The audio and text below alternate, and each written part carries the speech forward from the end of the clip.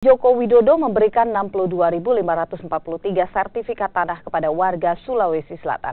Penyerahan sertifikat ini diserahkan melalui Menteri Pertanian Amran Sulaiman di Makassar, Kamis kemarin.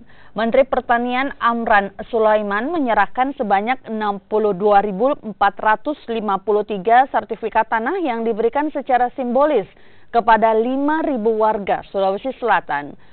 Pemberian sertifikat tanah ini dilakukan serentak di 6 provinsi yang ada di Indonesia oleh Presiden Joko Widodo.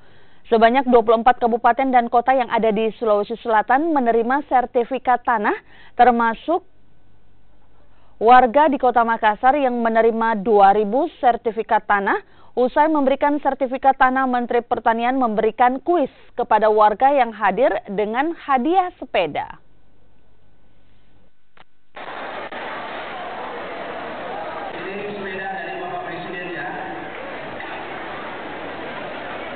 Ini mewakili masyarakat Sulawesi Selatan dan juga sekaligus petani seluruh Indonesia kepada Bapak Presiden Republik Indonesia telah melakukan akselerasi untuk pembagian sertifikat di seluruh Indonesia. Terkhusus Sulawesi Selatan ada peningkatan dari 2014 ke 2017 400%. Kemudian tahun ini kurang lebih 80.000 sertifikat. Insya Allah tahun depan 140.000 sertifikat.